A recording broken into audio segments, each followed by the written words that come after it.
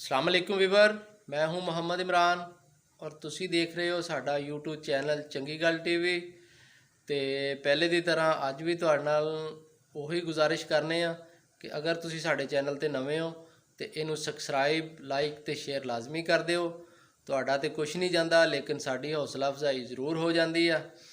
तो अज फिर एक वीडियो लैके तुहाडी खिदमत हाज़र होए हैं तो तुहानू दिखाने तो साड़ी अज का मौजू है वीडियो का मसीह बरादरी ते कि साढ़े दो खाकरूब आ उन्हां ते असी छोटा जिहा क्लिप बनाया वा तो वह तुहानू विखाउने ते नाले तुहाडे नाल उन्हां दे बारे गपशप लाउने।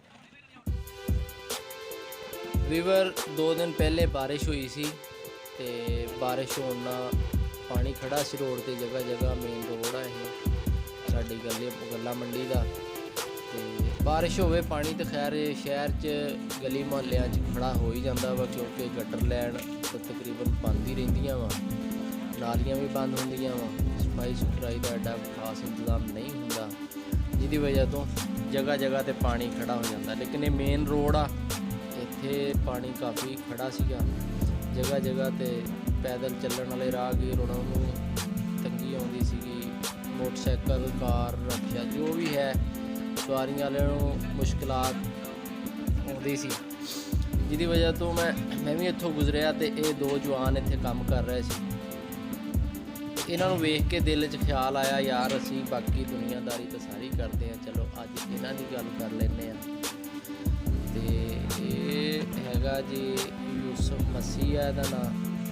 उम्र का भी तकरीबन 50 साल तो ज़्यादा उम्र होनी, उम्र का भी तकाजा है। लेकिन ठंडे पानी इन्हां दिनों च नौजवान नस्ल नहाउण तो कतराउंदी आ, लेकिन ये बंदा ठंडे पानी च अपने पेट की खातर तो दूसरा कि साडी सहूलत की खातर जिहड़ा कि वो कर रहा है सारा काम। इत्थे दोस्तों मैं एक होर गल करना चाहना वा वो ये कि ये भी अल्लाह ताला की मखलूक आ, इंसान अल्लाह ताला ने इंसान के रूप पैदा किए।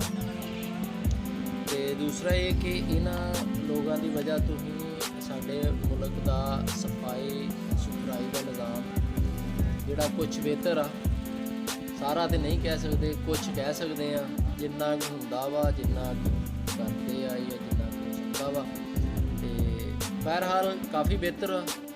तो इस वास्ते इन्हां लोगों तो नफरत ना करा करो, इन्हां लोगों को बुरा इन्ना ना समझा करो, जिन्नी हो सकती जिस हालत भी जिस तरह भी तुहाडे को होवे इन्हां लोगों की हौसला अफजाई करया करो।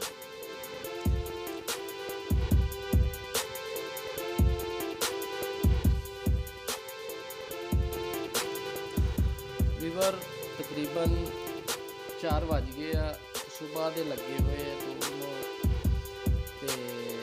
4 तकरीबन बज चुके हैं।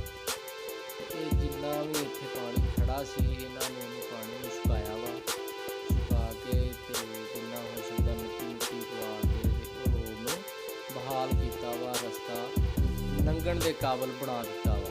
तकरीबन जिहड़ा हाले तक भी वो देखो कि काम कर रहे हैं, वो सर्दी भी शदीद आ लेकिन उसके बावजूद भी काम वो कर रहे हैं। काफ़ी मेहनती लोग ने।